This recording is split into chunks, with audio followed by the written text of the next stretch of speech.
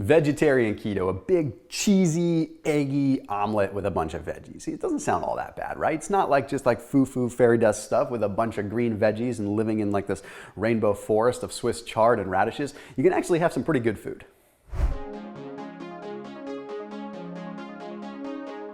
Vegetarian keto is getting popular. So let's address some basic guidelines talking about the deficiencies, the macronutrient ratios you may want to follow, and a few other things. Okay, I want to just overarching principle here. You really need to focus on following sort of Mediterranean principles with a vegetarian ketogenic diet. Okay, as much as I opened this video with having eggs and cheese, I would really like you to be focusing most of your fats on being monounsaturated fats. So if you follow these Mediterranean principles, you can sort of underscore the benefits of a ketogenic diet. There's a study that was published in the journal Diabetes Care that showed that the consumption of monounsaturated fats like avocado oil, like olive oil, like macadamia nut oil, they made a tremendous difference in the deposition of what's called visceral fat. Not only is that good for your overall health, but less visceral fat is also going to mean less of a pot belly and less of that fat that's kind of underneath your belly that you don't necessarily see but can protrude. So sure, there's some cosmetic benefits there, but what I'm getting at is when you're doing vegetarian keto, if you lean into the good quality fats more, you're going to be in a better situation. If it was not vegetarian keto, I may suggest, hey, go ahead and lean into the protein a little bit more, have more protein. But if I were to say that on a vegetarian keto diet, the quality of the protein that you can get is a little bit tougher, right? You can't get a bunch of protein without adding in a bunch of potential like negative things that come along with it. Like if we had, a bunch of beans or something, right? It's gonna keep the carb content too high. So what I would recommend, keep the fat content about 70%. So a little bit higher than I would typically recommend on keto. What that's gonna do is it's gonna preserve your muscle because then your body has to burn through that fat before it ever has a chance to break down muscle tissue, therefore allowing you to get by with consuming a little bit less protein than the average keto goer. It just gives you more amnesty to sort of say, okay, I don't have to freak out about getting enough protein because I have the fats there to at least stop the catabolic process. So olive oil, avocado oil, macadamia nut oil really need to be like the fundamental bottom of your, I guess, call it a vegetarian keto pyramid. Now, when we get into some of the deficiencies, the Proceedings of the Nutrition Society had published that vegetarian diets are largely deficient in vitamin A. Now, this is a very important thing. Now, on traditional keto, people are usually getting enough vitamin A, right? I mean, they're getting D, A, they're getting all this because they're consuming fish, meat, egg yolks, organs, all this stuff, right? Okay, well, vegetarian, it's a little bit of a difference, but you can still get those vitamin A sources in plant-based form. Okay, kale, collard greens, spinach, as long as it's cooked, that's gonna be tremendous. Carrots in small amounts. Just kind of get these things in, try to cook them when you can so you're not getting those raw sugars, you're cooking them, add them into omelets, add them in with your eggs, and really do try to support those vitamin A levels so you can have a positive effect on your eyesight, your skin, everything like that. But then there's another piece that we have to pay attention to with like non-starchy vegetables, okay, and that's with the microbiome. Okay, we do need to be paying attention to our microbiome. And when you think vegetarian, you think, hey, I'm taking care of my gut, right? But did you know that most people that are doing a vegetarian diet really aren't paying attention to their veggie intake? They're just avoiding the meat, right? So you do need to make a concerted, conscientious effort. Okay, so try getting things like fennel, try getting things like artichoke, try getting things like asparagus, these things that are rich in prebiotic fibers. Also, watercress, broccoli, chard, everything like that is going to be very powerful. Even radishes. Okay, it doesn't seem like it, but those are rich in those prebiotic fibers. Celery, that all can help that microbiome flourish more, which gives you more diversity and flexibility to handle the wide variety of somewhat obscure, odd foods you might be eating on vegetarian keto. Okay, now let's jump over to protein for just a second, because this is a very important piece to address, and then we're gonna move into some more of the deficiencies like B12 and all this other stuff. Okay, protein obviously is important. It's gonna make up roughly 25 to 30% of this vegetarian keto protocol. But what do you lean into? Okay, first of all, and I'll address this in a little bit later, you can still have these hard-aged cheeses. Okay, cheeses like Pecorino Romano, 100 grams of Pecorino Romano, which is a sheep cheese, an aged sheep cheese, is gonna have 35 grams of protein. But it's not just 35 grams of protein, it's 35 grams of aged, broken down, highly bacterial protein. So in a sense, it's sort of pre-digested. So it's gonna make it easier on your digestive system, less bile acids are required, or less bile salts are required. It's overall just going to be a good protein to get in. Okay, also some of these other cheeses that you can get certain kinds of Romano, you can get certain kinds of Parmesan, but also lean into the goat cheeses. These goat cheeses are a different form of casein protein that your body can utilize better without the potential inflammatory response. Plus, they're rich in conjugated linoleic acid, which multiple studies have demonstrated to have a positive effect on inflammatory markers within the body. So my point with all of this is, although they sound like greasy cheeses, these hard aged cheeses are very Mediterranean, and they fall into this fundamental principle that I'm telling you to follow in the first place. So don't be afraid to have those. Okay, also probiotic yogurt. Okay, when we start looking at the vitamin D content, that is another thing that we are hugely deficient in vegetarian keto. So the International Food Sciences had published that if you have some Greek yogurt, not only is it a great source of protein, but probiotic yogurt could also help you not just with vitamin D, but potentially with restoring vitamin B12 levels, which we'll talk about in just a second. Now, additionally, you can have pea protein, you can have hemp protein, you can have a lot of these different plant-based proteins that are out there. I would recommend steering away from brown rice protein. Okay, it is derived from a grain. I'm not a big fan of that when you're doing keto, especially when you're trying to kind of modulate inflammation a little bit. The protein that I use is one called Sun Warrior. I put a link down below. It's a vegan protein, but obviously will work on vegetarian keto too. It's a mix of pea protein along with hemp protein, along with some chia and some other omega-3 profiles in there. Highly recommend it. They're a tremendous sponsor on this channel. They have been for years. I love them to death, and they're a huge supporter of this channel. So I put a link down below. If you use that code, you can also save 15%. So that way you're getting a special deal through this video too. So again, it's called Sun Warrior Warrior Blend.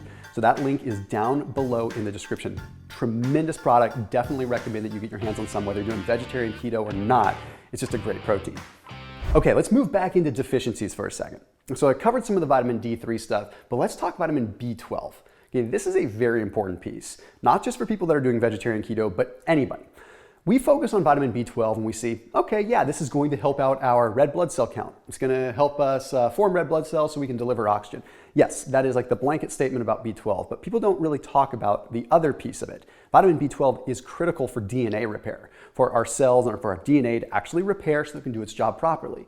Well, one of the benefits of the ketogenic diet is also DNA repair. It's a histone deacetylase inhibition is what it's called. And what that does is it allows our body to access our genes so that we can actually repair and rebuild and do things the way that we are biologically, genetically supposed to. So if we don't have DNA repair occurring in a healthy way, we can't have this happen, and we need vitamin B12. So yes, when we do any kind of vegetarian or vegan protocol, we become deficient in vitamin B12. And then when we're doing keto, we become even more deficient in it. And the simple reason behind that is we are losing water when we're doing keto. Our kidneys expel extra water, so water-soluble vitamins like B12, we tend to lose. Okay, yeah. Well, the cool thing is eggs are going to get you a little bit of vitamin B, which is great. You're going to get some of that B12. Swiss cheese is also going to get you some of that vitamin B12. So, I mean, you're making an omelet to get your vitamin D from your eggs. Then you're also going to get some B12 from your eggs. And then you add some Swiss cheese and you're getting a good amount there too. You see, normally you're having beef and stuff like that, which is getting you a good amount of vitamin B12. It's getting you your vitamin D. It's getting you all that stuff. But in this case, you have to just work a little bit of a different angle. But one of the things that's pretty cool that people don't realize is just having some nori, like regular nori seaweed, 4 grams of it is going to get you 100% of your vitamin B12. Okay, so try taking a little bit of nori and wrapping up a little bit of cauliflower rice, maybe a little bit of egg, sort of make an egg burrito with it. It actually tastes pretty good. Okay, obviously we use egg in a lot of Asian dishes, so it's not that weird to have it alongside some nori seaweed. So that way you're also getting the vitamin B12, but you're also getting the prebiotic fibers, you're getting those beta glucans from the seaweed. So just a tremendous thing to add into the mix. Another thing is fermented black tea. That plays a really big role too. That's rich in vitamin B12. Chanterelle mushrooms, shiitake mushrooms. So you're getting vitamin D from your mushrooms, but you're also getting vitamin B12 from your mushrooms. So once again, add those into an omelet. It's all about not just following macronutrient profiles, but also making sure you're not having these micronutrient deficiencies. So jumping back to this vitamin D thing with these eggs, remember what I said. Okay, the eggs have to be like a pasture-raised egg, otherwise you're gonna end up eating a ton of them to get just a good vitamin D content. Mushrooms, although they are high in vitamin D, they're vitamin D2, okay? And that vitamin D2 has to convert into vitamin D3 to raise blood levels of vitamin D3. So it's not like you can just live on mushrooms entirely. You really do either have to supplement with vitamin D in a synthetic form, or you have to get it in from an adequate amount of eggs, and then you can couple it with some mushrooms as well. Now let's talk supplementation for just a moment. Creatine. Sounds like it's just something that you would have if you were just some, greasy meathead, but the reality is creatine plays a lot more roles in our body than just like being a beefcake, okay? So creatine is what's gonna allow us to create ATP in a fast sense, which is gonna give us energy, let our brain work, let our muscles work. Well, there's a study that was published in the journal Medicine and Science in Sports and Exercise that took a look at 24 non-vegetarians versus 18 vegetarians. They found the 18 vegetarians had much lower levels of muscle creatine and therefore lower bench press performance, right? All they did is supplement some creatine with these guys. And the people that were vegetarians that had creatine restored their bench press values and their muscle levels of creatine went on up. Well, there's another study that's published in the British Journal of Nutrition that was really even more wild. It found that vegetarians that supplemented creatine improved their memory. And those that were meat eaters that supplemented creatine didn't have any improvement, demonstrating that, well, the vegans or vegetarians probably had a deficiency. And when you restore the levels to a sufficient amount, brain improved, brain performance improved. So how much should you take in? Realistically, 1 to 2 grams is probably all you need. You don't need this mega, Cartman beefcake mega dose. You don't need to do that. Okay, moving into another supplement, omega-3. Look, as a vegetarian or vegan, it's gonna be difficult to get omega-3s in. And don't believe a lot of the nonsense out there that you're gonna get adequate omega-3s from your omega-3 fortified eggs or from your flax or from your chia. That is gonna be something that's called alpha-linoleic acid, and it's going to have a very poor conversion rate into the usable eicosapentaenoic or docosahexaenoic acid forms that we need. So you're kind of up bleep creek here, okay? So what you can do is use something called algal oil. Algal oil is an omega-3 form of, it's literally coming from algae. So that's something that I would recommend. That's one of the only ways you're gonna get adequate amounts of docosahexaenoic acid, the DHA form for your brain. I wish I had a better answer for you with omega-3s, but it's very, very, very important that you do pay attention to that. Then we have thiamine, which is vitamin B1. And it may sound like I'm just getting down to way too much just critical, like nanoscience stuff. But vitamin B1 is a coenzyme that's required for glucose metabolism. And most people on keto, they're like, I don't really need to worry about this B vitamin subset because I'm not consuming carbs. So no, your brain is still using glucose and you need this vitamin B1 coenzyme. And normally you're getting it from like poultry or from some fish sources. In this case, one of the ways that you can get thiamine in is gonna be through flax and asparagus. Don't overdo the flax. That can be a lot of soluble fiber. That can be a lot of estrogenic compounds, but a little bit now and then is fine. I would really lean into the asparagus a little bit more and cook it with a little bit of oil. That way you're just, slowing down some of the excretion of the water-soluble vitamins a little bit. And lastly, something that I want to caution you with is the overconsumption of nuts. Look, it's very easy to have a bunch of omega-6s coming in from your almonds or coming in from your cashews. It's very easy to get a bunch of phytates, phytic acid, oxalates, things like that that are going to inhibit the mineral absorption out of your gut. So I'm not saying don't consume nuts, I'm saying use some caution and make sure that you're consuming nuts that are a little bit lower in those phytates. So I would recommend macadamia nuts, I would recommend some peely nuts. It's a great way to get a plant source of good saturated fat that's good for myelination and good for some of these things that are just overall brain health and nerve health. Okay, you can also have hazelnuts, which at least have a little bit more soluble fiber, even though their fat content isn't amazing. So you just want to kind of focus on that and not go too far into the nut world. I'd rather see you eat an avocado than eat a handful of nuts if you have the opportunity. So as always, keep it locked in here on my channel, and I will see you tomorrow.